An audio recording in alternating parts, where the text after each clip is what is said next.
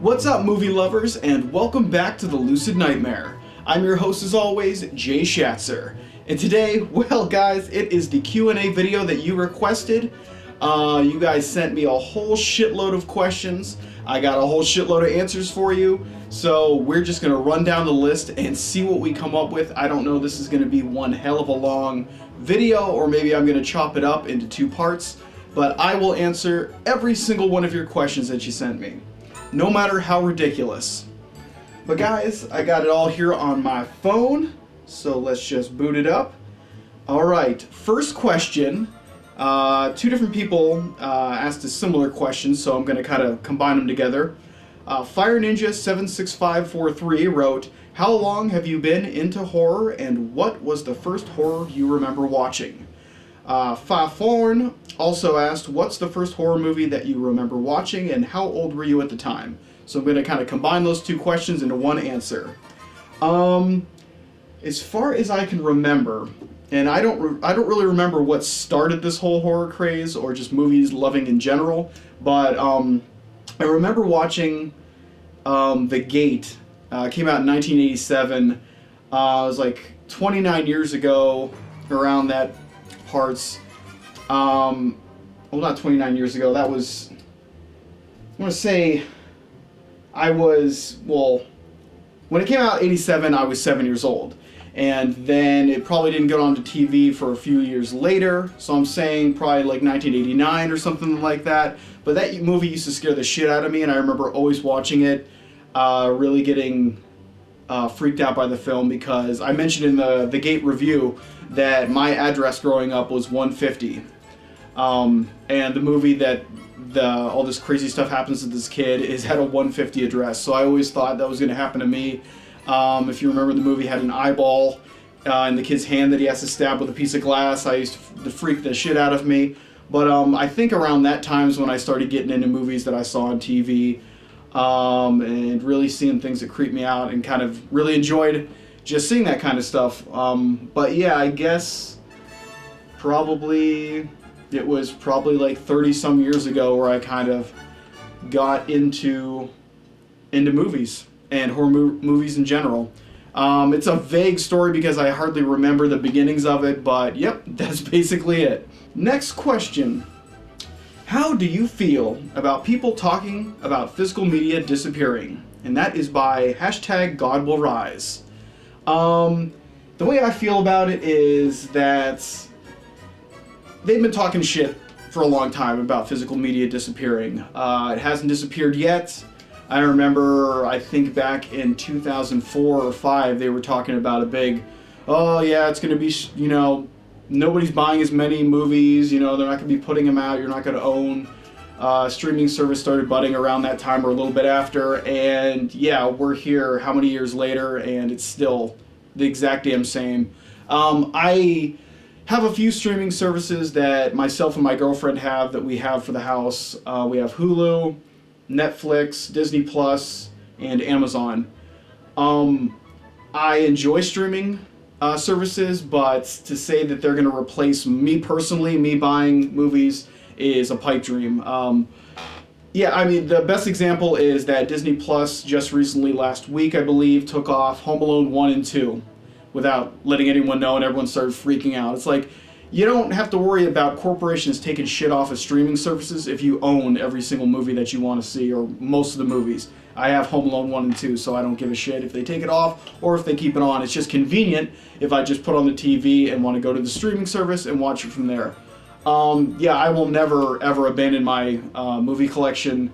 It is just something that's there at your hands. If you want to watch a movie, you can watch it. There's no corporation pulling your ownership from it. I mean, I have a little bit of digital downloads and things like that, but I rely on my physical copies through and through until the death. So yeah, streaming services, I can take them or leave them. I've found a lot of cool movies, especially on Amazon. If anyone's going to get any streaming service, just get Amazon. If you like older movies, really out there movies. I know they release a lot of Arrow films on there. So, I mean, there's giallo films. I mean, every kind of genre on there. They don't just kind of focus in on modern blockbusters and crap like that, like other streaming services. But yeah, whatever. I'll always have my physical media, so they can say whatever they want, but streaming services can be here or they can die. It doesn't matter to me because I got my movies. Next question is from Eduardo Carocchio, and he says, how important is viewer feedback for a YouTube reviewer? I can only speak personally about this, but for myself, it is very, very important. It's hard to explain why I even started my own video channel, and before that I had a blog where I would write about movies. It's still titled The Lucid Nightmare. But it's just something that kept my brain busy and kept my love for movies, kind of diving deeper into like diagnostics of why I like the movie and just kind of really focusing on certain details of it. And then it just kind of hooked me and I just kept going and going. But then right when I guess the feedback really helps because sometimes you think like, what the hell am I doing this for? Like, I don't really make any money off of this channel at all. It's basically just a way for a creative output for me to kind of show my love for movies. So yeah, the feedback is very important because, like I said, you'll question yourself, why am I doing this? Can I just sit down and watch movies and enjoy them without having to spill the beans on what I thought about them? But yeah, you guys, just hearing you say how like I've helped you find certain movies that you never knew existed, just kind of uncovered some hidden gems for you, really kind of encourages me to keep going because a lot of people who are like in deep with these like horror movies and just any kind of genre, just collecting things, they kind of forget that like even though you've seen the film, a lot of people haven't. I know probably a lot of you guys are younger. I'm 39, so there's a hell of a lot of younger subscribers that haven't even seen half of these movies or even knew they existed. So the feedback's really good to kind of get a dialogue to know where you guys are at and how you guys are feeling the channel. So I know personally I don't comment a lot, or it takes me a long time to comment. Just know that every single time you do comment, I see the notification, read it, get a chuckle out of it, and think of a response, but I just don't have the time around to get right to the comments right then. But yeah, I definitely hear every single thing, every feedback, the good, the bad, and the ugly. But surprisingly on YouTube, for being on YouTube, there's not a lot of ugly. Like, I know there's a lot of negativity on YouTube or just anything in general that you find on the internet, but you guys are just awesome as hell. A lot of positive feedback and just encouragement, and A+. I give you guys an A+. Ken Conrad asks, what kind of editing software do you use in your videos and what kind of camera? Now this one's going to probably surprise some people because I actually haven't updated any of my equipment in a long ass time. I believe I bought everything around the year 2004 or 5 or something like that, and I've been using the same damn equipment for that long, which is ridiculous. But for some reason it seems to fit the purpose. I want my background on. But for some reason it seems to fit my purpose of everything. For YouTube, you don't really have to have, I mean, you can have the high definition cameras, but my channel kind of thrives off that grindhouse aesthetic. So I kind of just use that, and yeah, I have, so what I'm using, the computer that I just turned on behind me, is a G5 Mac, Power Mac. I got for like $3,000 back in the day, in 2005 I believe it was around, and I've just been using that ever since. The editing program I'm using is Final Cut Pro. I don't know even what number I'm on, but I've never had the need to upgrade to anything really, and for some reason the computer hasn't shit the bed. It's working exactly as it did back in the day, so that's max for you. And the camera that I use is a Canon GL2. It's right here, right in front of me filming, so I can't really show you. But I've been using that one since like 2000.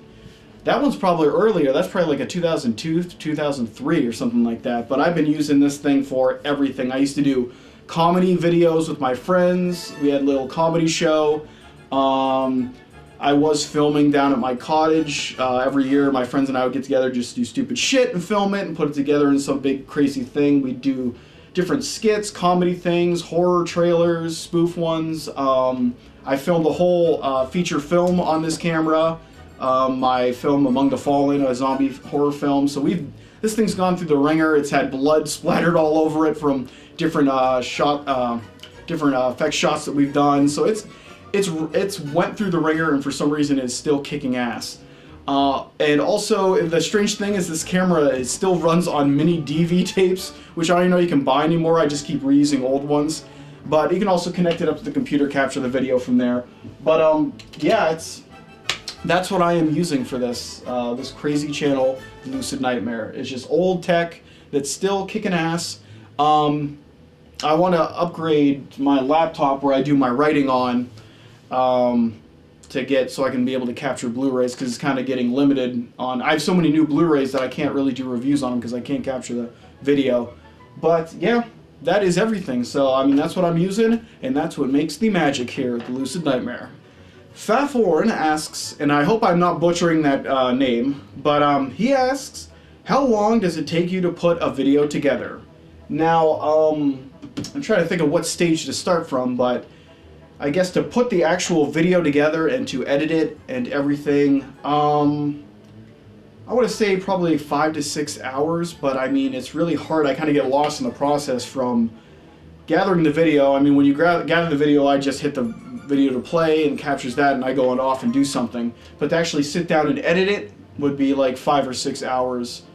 Time flies, especially when you're doing it, because it's just, I'm so absorbed in it that it's hard to even keep track of it. Sometimes I forget to eat, but yeah, I just get all the video footage, transfer it over to the hard drive here, then place it in there, shoot the videos. That usually takes just how long it takes me to actually review the video, so it's probably like 12 minutes or 10 minutes or something like that of just straight review through, and then grab that video, throw it on, start splicing it all up, place everything on the timeline where it looks good, where it kind of coexists really well with the narration that I'm doing, and then just putting the music onto it and just getting all the little effects that need to be tweaked, and then a dry run to look at the rough cut, make sure everything's looking good, then to render it, then make it into a video. So yeah, I guess the process would be like 5 to 6 hours, and that's kind of hard to do when you have a full-time job,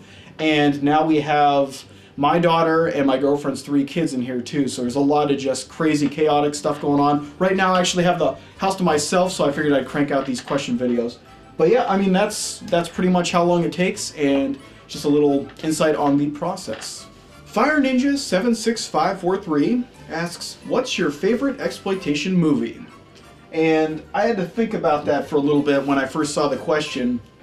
There's so many good ones out there, but I think my absolute favorite exploitation flick is a 1971 called I Drink Your Blood.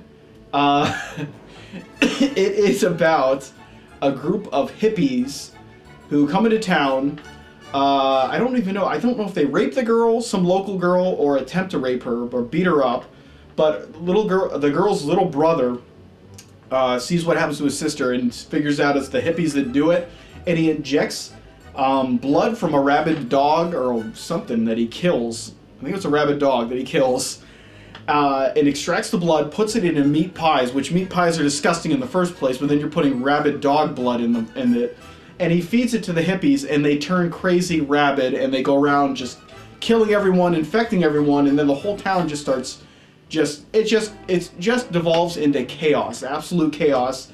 And it's just an amazing film. It's really just, it's shot well for a grindhouse kind of black exploitation film, and the music's amazing. It's just really good, cheesy effects. The characters are wild, crazy. Just a great film. And the first time I saw it was actually, I want to say it was in 2006 or 7 at Cinema Wasteland horror convention in Strongsville, Ohio, and they had an actual film print of it, and they showed it in the real room, and I was just blown away. I was like, holy shit. I don't know if I actually bought it on DVD that same day in the convention floor, but yeah, the movie is just amazing, really weird. I actually picked it up recently on Blu-ray, really good grindhouse releasing of it. It's just a fabulous film, one hell of a good time, and without a doubt, my favorite exploitation flick. Eduardo Carocchio says, is it challenging to write the reviews, to keep things fresh each time? What's your process like on any given day? Um, yeah, to keep things fresh, it's hard because I'm not actually a writer. I don't do this for a living. I've never taken classes. I had maybe one writing class in college where I actually did my first review on Sleepy Hollow, and the class was actually like, "Oh, do you do this for a living?" I was like, "No, no, no, I don't." And that was kind of like my first kind of taste of reviewing something. But yeah, the process to keep it fresh is hard because sometimes I feel like I kind of get trapped in the same kind of flow, but it actually works with the videos because then I have a kind of formulaic kind of plot or a plan to actually edit things out. And it always kind of works, and it has that same flow, really quick, concise. But yeah, it's hard to keep things fresh. I think how I keep it fresh is by mixing it up with different genres and just different types of films, because you can do a lot of different types of films within one genre, like horror. I mean, there's so many subgenres like exploitation, zombie films, ghost tales. I mean, there's just so many different random ways, sci-fi mixes of horror. But that's how I kind of keep it busy, or keep it fresh, mixed up, and not feeling bland. But it's kind of hard because, I mean, it is a channel that's solely focused on kind of genre films. So you can kind of get trapped in a formulaic kind of set that I'm always scared that isn't going to be fresh and just kind of redundant. But apparently people still dig it, and the channel just slowly keeps growing. So that's pretty much how I keep things fresh, is just mixing up the films a bit. And strangely enough, it kind of mixes up naturally because I'm kind of that way anyways. I'm kind of sporadic with my film choices and what I'm into at the time, just feeling like writing about or just showing to you guys. So yeah, I mean, that's kind of a simplified way of how I try to keep things fresh. But yep, there it is. Hashtag God Will Rise asks, what's your thoughts about streaming services for older movies, good or bad? Streaming services for older movies, and I guess I could take it two ways, as in just streaming services that offer old movies, or just a new streaming service that would come out that would offer solely showing just good old movies. But yeah, that would be an amazing thing. Like I said before in the question earlier, I don't have a thing against streaming services. In fact, I've seen a lot of great things off of some of the streaming services that are already available. So one that would solely focus on older movies, older genre movies kind of specifically, would be great. I mean, it doesn't take the place of any of my collection that I have already, but it's good to have kind of a convenience thing on the side that if I want to check out a movie, or a lot of these movies that you can't really afford to buy all of them and you just want to check them out kind of to see what the flavor is. Like I watched The Great Alligator, but it also goes by Alligator River, Sergio Martino's Italian kind of creature film. I watched that one 2 nights ago, and it was one that I wanted to see.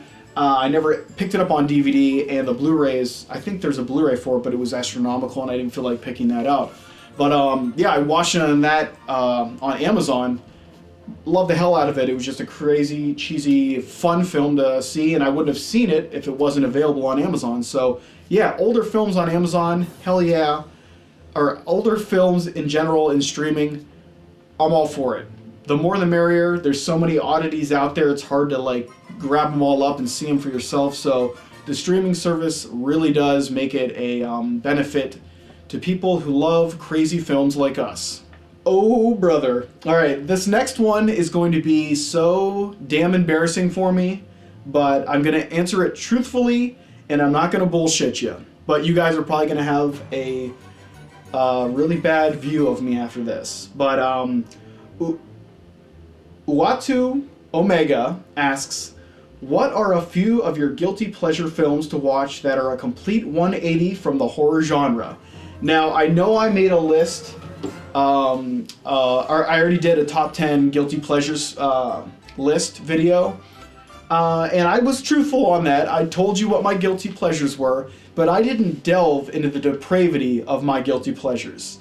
Now, I don't even know how to say this, but alright, I'm going to say just 3 random ones that are guilty pleasures of mine that I absolutely love. They're stupid as hell. Well, some are stupid as hell. One I'll stand by and I'll die to it because it's a really well put together film. More mainstream. But yeah, let's just say the mainstream one right now. The mainstream one is Moulin Rouge. Yes, the musical with Ewan McGregor and what's her face? Why can't I think of her name? Nicole Kidman. I don't know why I love this film. I didn't watch it when it was in theaters. I didn't watch it when it was out on DVD. It was probably 10 years after it was out on theaters that I finally watched it. I think I borrowed it from my friend's sister or something like that because I was just like, I'm interested in seeing all kinds of movies. Some musicals are pretty cool, so I check it out. Yeah, I fell in love with the movie. I absolutely love the movie. It devastates me emotionally to all hell. I don't know if it's because I've had past relationships that were doomed and stuff like that. It's a tragedy musical, great music, vibrant as all hell. The set pieces and cinematography, the whole world building of it is amazing. It's just a great film. Moulin Rouge is my guilty pleasure. It embarrasses me to say it. I don't really say it too often to people, but yeah, I emphatically dropped the bomb on my girlfriend last night about it, that I absolutely love the film. But yeah, Moulin Rouge is my top guilty pleasure, and it's actually one of my favorite films. It's embarrassing. But as for the other ones, I get a kick out of... Alright, when I was in high school, my friend and I used to go to every single movie that was in the theater, and we just, even if it was the stupidest shit in the world, we're like, hey, let's go see it. And guess what? When I was in high school, Spice Girls was in the theaters. Or Spice World. You know, the Spice Girls stupid film, comedy, whatever the hell tragedy, shitstorm that is. We went and saw that. We were the only ones in the theaters. I was laughing my ass off. I enjoyed it. I think that Spice World is a guilty pleasure of mine, and it's ridiculous fun. I get a kick out of the Spice Girls. I like their music. I'm lame. I'm sorry. And also, one of the biggest guilty pleasures that's on everyone's guilty pleasure, or not guilty pleasures list, but their worst movies of all time, I think Battlefield Earth is the most entertaining, stupid film around. John Travolta as a asshole alien, the whole stupid weird story, it's just funny as all hell. I enjoy it. I love films that are just so grand and out of control and too big for their britches. They just fail on so many levels that it's just like, how the hell did this film get made? I appreciate it that it was made. It's entertaining, it's stupid, it's fun. But yeah, I guess off the top of my head, those are 3 guilty pleasures that are very embarrassing that I did not put on my top 10 guilty pleasures list, but they deserve a space, and I apologize to everyone. You must think I am an idiot now. Alright, this next question is very interesting, and I was having a hard time trying to figure out what an answer of mine would be because I don't know. There's been so many movies that... Well, here, let me just get to the question. Alright, the question is from JW, and it is, what are some horror or monster movies that you want to see put on DVD or Blu-ray that is yet to make it off the VHS platform? I.e. like Project Metal Beast, Spookies, or Curse of the Black Widow. Yeah, this one's tough because I've had so many that were in that kind of limbo status that actually made it to Blu-ray or DVD or anything off VHS. But yeah, the one that I remember the most wanting to check out was The Keep. It's a Michael Mann movie that kind of centers around Nazis and this castle that has some supernatural elements to it. I remember seeing it on VHS in college. My friends and I would always rent multiple movies a week from a local VHS, or I think it was a VHS video store. And we came across The Keep and watched it. You know, it's a really good really atmospheric movie. It's probably one of the most atmospheric films you can find. And for some reason, it's never been distributed on DVD or Blu-ray, or there's no sign of it ever coming out. So I think The Keep would be one that I would especially like to see. As a silly 80s kind of comedy movie, I want to see Rad. I've never seen the movie Rad about a BMX bike people, kids. I've seen clips of it, I've seen people review it, but I've never actually seen the film, and I want to see it for myself, and that is one that is just lost in limbo. I don't know if it's out anywhere, but I'd really like to see it. But, yep, The Keep and Rad. two totally opposite movies, but two I would love to see brought to either Blu-ray or DVD or just a streaming service so I could check it out again. Next question, and it is a damn good question, and one I have a hard time with because I don't really like to talk about what I don't like. I mostly like to stick to positive kind of what I like. But Kevin Holman asks, what are your 5 most overrated horror movies? And I guess it would have to be just like the new kind of wave of modern horror films that started with Saw, then continued with Sinister, The Conjuring, Paranormal Activity, Insidious, those kind of movies. I know The Conjuring and Insidious have their good parts and I do like them, but there are so many of those similar movies that it kind of diminished the quality of the first ones that came out. Yeah, I don't dig modern horror movies for some reason. I don't know if it's because of the way movies are filmed nowadays, just how the quality and tone of them, but I don't know what it is. I mean, I don't like that torture porn kind of stuff, like Saw, like I mentioned, and just those kind of films. Paranormal Activity is just complete shit. I don't understand why anyone would like them, but if you do, I'm sorry. I'm not trying to be an asshole, but I just can't stand them. I like story and structure in my films, and that's why The Conjuring and Insidious and stuff like that aren't too bad, but I don't know what it is about them. I just can't get into them as much as other movies that I enjoy. But yeah, I guess those would be my my top kind of overrated horror films. Whew. Alright, I don't even know how far we are on this list, so I don't know if we're in the middle, beginning, or end, but let's just keep going. Up next, Ken Conrad asks, how many of your movies are on VHS? And to that I would say, in my collection, in my possession I guess, how many I have on VHS is absolutely 0. I did start collecting when VHS was still a format that people were buying, but I left them all at my parents' house in the basement somewhere, because I don't know, because the ones that I did have on VHS I just pretty much upgraded right away, so they were kind of discarded. And those would be Evil Dead 1, 2, Army of Darkness. I think I had a bunch of old kung fu movies that Wu-Tang presents, those Shaolin Temple, Shaolin versus Wu-Tang, all those kind of ones. I got those on VHS. What other ones? Scream, I remember I had on VHS back in the day when it first came out. Can't think of what else. But yeah, I don't really own a lot of VHS because I didn't really start collecting until right when that format was dead. I think I really started collecting around like 2000, 2001. I think when I was in college is when I started really amassing a collection, and then from after college on, boom, it exploded from then on. So yeah, not a lot of VHS.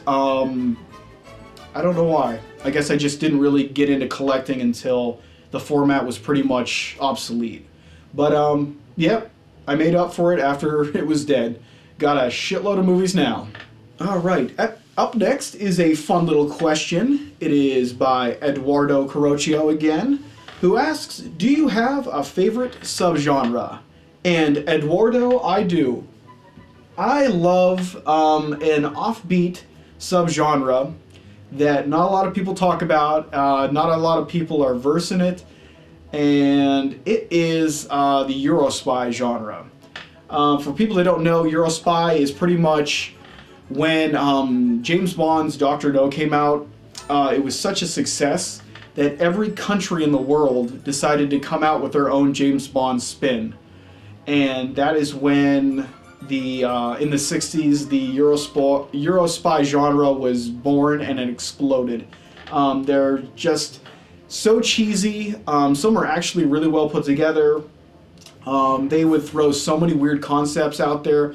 Like one of the most ridiculous ones is OK Connery. It's also called Operation Kid Brother. It pretty much follows James Bond's brother and makes him into a secret agent who goes off on missions. But the crazy thing is that it's played by Sean Connery's real brother, Neil Connery, who looks pretty damn similar to him. So it's just really, it's insane to see, but it's a fun story. But there's just so many of those films, and they're really hard to come by. There's only maybe a handful that are on DVD, and an even lesser amount that are on Blu-ray. But they're slowly, every so often you see them come out. But yeah, the Euro spy genre is just really fun to get lost in. So many weird, interesting, fun, action-packed movies. And just, they really, what they do nail is the globe-trotting aspect of the spy genre, especially in like the James Bond series. So yeah, it's just a really kind of cool subgenre that I'm really into. I've written a shitload of reviews on my blog for it. A few of them have crept over into the video format for the YouTube channel. But yeah, my favorite subgenre is hands down Euro spy films. I love them to death, and have a hell of a lot of fun with them. All right, up next is Kaiser Prime. Kaiser Prime asks, will you be talking about other kaiju films from Toho, like Space Amoeba, Atragon, I don't even know if I'm butchering these names, War of the Gargantuans, and Dogara? I only own one of those movies, War of the Gargantuans, and that's one that I've been wanting to do a review on recently, just because I haven't done a lot of kaiju films in the last year or two, so I wanted to kind of bring that genre back into the channel. And that was actually one of them that I was going to step back into, is check that one out, because it's been a while since I watched it, because I remember it's a hell of a lot of fun, but all Toho films are, and I was going to review that one. But as for the other ones, I do not own them, and they are only on DVD, I believe, and they're very, very expensive. I don't have any friends that have that in their collection, because the only other friend that I have that collects as many movies as me he mostly just gets horror films. So he doesn't really delve too much into... I think Godzilla is probably the furthest he's gone into Toho in his collection. But yeah, I would love to. If you have an extra copy, send it my way. But yeah, those are all great stuff. I've been wanting to watch Latitude Zero because it looks batshit crazy, but it's so damn expensive, and I don't like to spend... I don't like to spend too much money on DVDs for some reason. Once I started actually committing to the Blu-ray format, I'll only spend high amounts on Blu-rays. But yeah, it's something I would love to do. Hopefully I'll be able to do it in the future. War of the Gargantuans, I'm definitely going to be doing one, so stay tuned for that. But yeah, if I can figure out a way, I will get back into the kaiju game, because kaijus are awesome. And here's an interesting little question. How to watch the movie, that's a person, how to watch the movie asks, how do you decide on what to review on your channel? And that is a simple answer. The way I decide on what to review on my channel is pretty much whatever I have a hankering for. If I just watch a movie and I love it, boom, it's going on the list of something to review. Things will just pop into my head. Ideas like, boom, I want to watch this movie. For some reason, it just pops in my head. I want to watch this movie, and then bam, I'm going to do a review on it. So it's really just sporadic on whatever tickles my fancy at the time. There's maybe a few instances where someone will suggest, hey, have you ever seen this movie? I'd like to know your thoughts on it. And yeah, damn, I'll watch that one, and I will do a review on it. That happens a lot, actually. Sometimes people will suggest things, and I'm just not feeling it at the time. I feel bad, because I never get around to it, but there are so many movies, it almost gets overwhelming when you just sit down and think about it, like, what should I review? What have I not reviewed yet? I mean, I still, Matango, I think it was, Toho film, I was just upstairs on Amazon Prime looking through things to watch, and I was like, did I do a review on that? And I had to search it on YouTube, and I'm like, yeah, I did a review on it like 4 years ago. I was like, there's so many movies that I've reviewed that it's just kind of hard to keep track. And then when you're trying to think of something to do for the channel, you really almost are overwhelmed by how many movies, like not only how many movies are out there in the world, but how many are in my collection, and just kind of what I feel like doing. So it's a simple answer, but it's not, because it really is just sporadic and whatever I feel like doing at the time. Yeah, so it's a madhouse over here. All right, Eduardo Carroccio is back with another question. He asks, Do you make several takes of a review and then edit things out that you don't care for, or just make one video and cut that one? It's kind of a little bit of both. I guess when I'm there's like two parts to that. When I'm doing the intro and outro and the narration, I do that all in one long take, and mostly it goes out without a hitch. Sometimes, I mean, just some of the things I have to remember, I kind of mess up and have to start over. I start losing my mind because I like to do kind of like group them in 3 or 4 reviews, so I can just get up to where I'm filming, churn out 3 full reviews, film them all, and then save them for later to edit. But I'll get in front of the camera, I will do the intro, then I'll go right into the narration, which I read off of my laptop, read all that out, and then go right into the closing part. So I'll do the outro, and it's the intros and outros that are kind of tricky, mostly the intros, because you really got to get into it and just kind of go off the fly.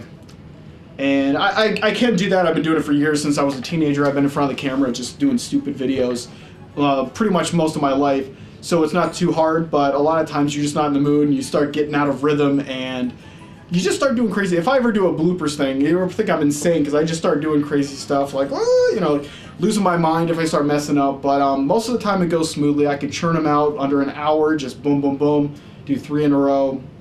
But yeah, that's pretty much the flow of it. And then when I put it over onto the computer, is when I'll chop everything down. Just take the intro portion, throw that on the timeline, and then just take the audio from the narration and edit out all of the mistakes or something that just that cuts up the rhythm to make sure it flows at least close to perfect, because I know nothing can be perfect.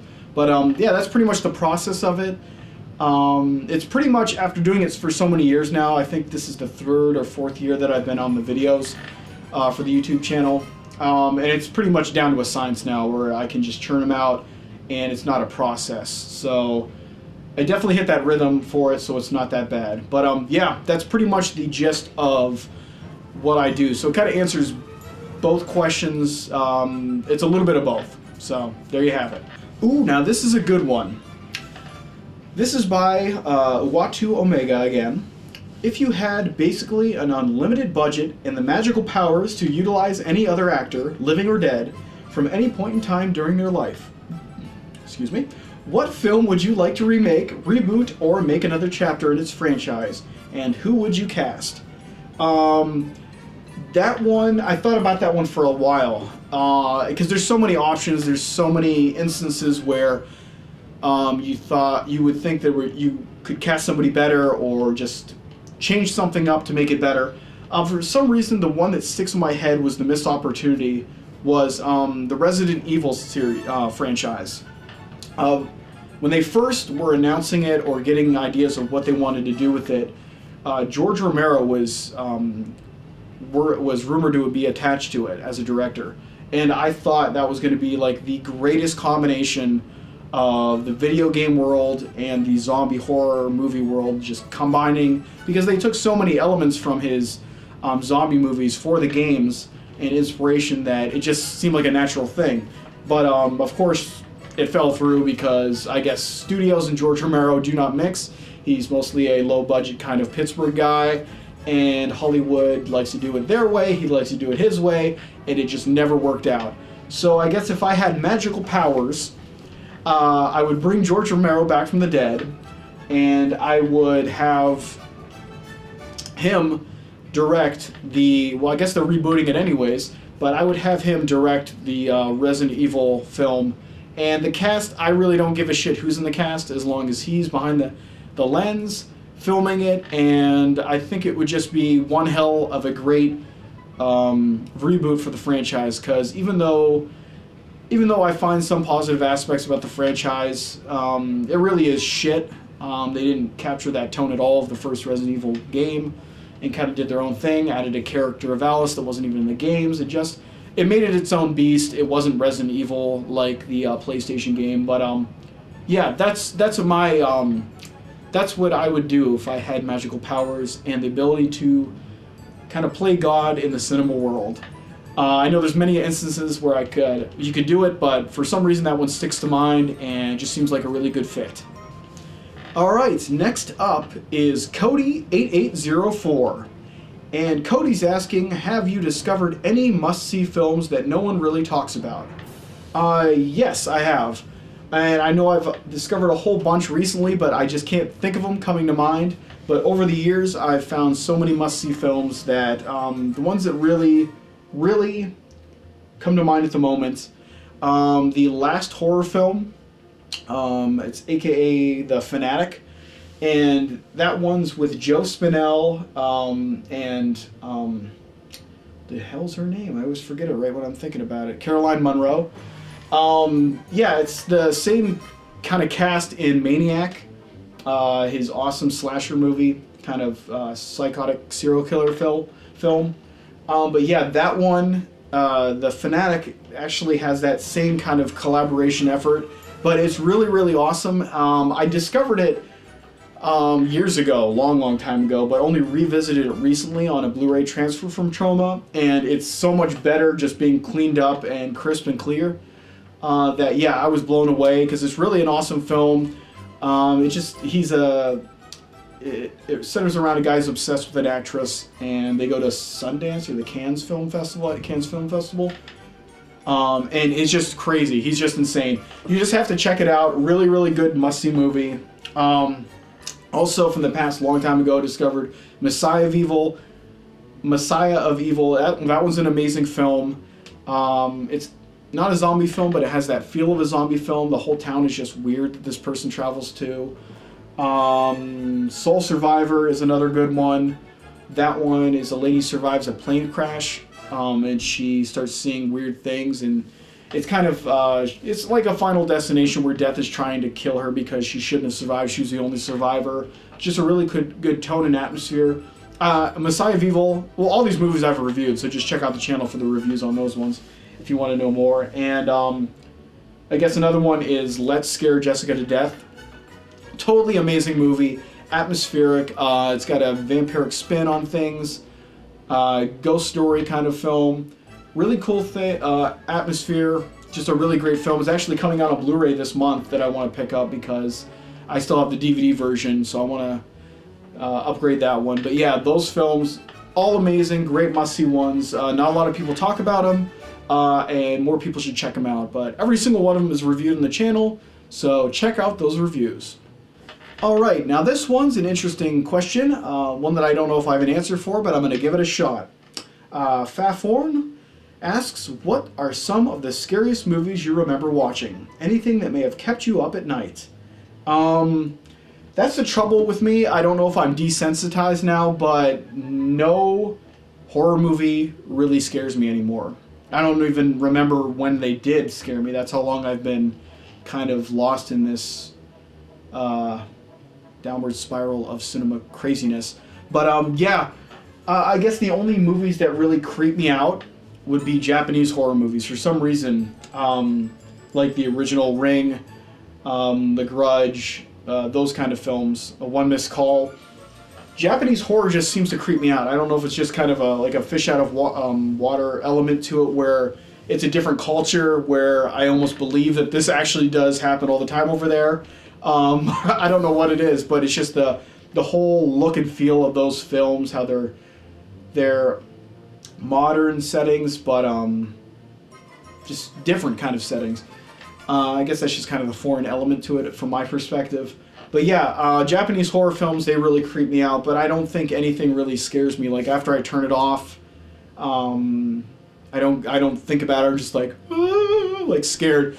But yeah, I guess that's just being desensitized with seeing so many films and just knowing the film process and filming movies on my own, knowing what goes into it. So it's almost like I have a behind the scenes kind of view of movies, and I just don't get into them. I do get into them, but I don't let them creep me out. But yeah, I don't know if I can really name specifically anything that's really scared me. Now as a kid, yeah, movies scared the shit out of me. I mean, dumb movies like Troll, with the little troll in the basement and the ball falling down the stairs. I used to not want to go down the stairs when the ball would fall down the basement because I didn't want a little troll to get me.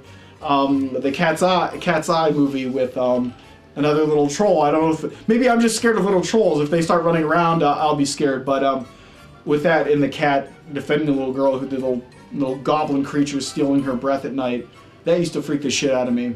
But yeah, nowadays, yeah, there's nothing creeps me out or gets under my skin. Unless it's just abrasive, like, torture porn shit where, yeah, it's reactionary horror films. It's not really creepier atmospheric. It's just to throw shit in your face to get you disgusted. But yeah, nothing creeps me out. There's no scary movies that scare me to the core or anything like that. So, kind of a boring answer, but I'm just so damn tough.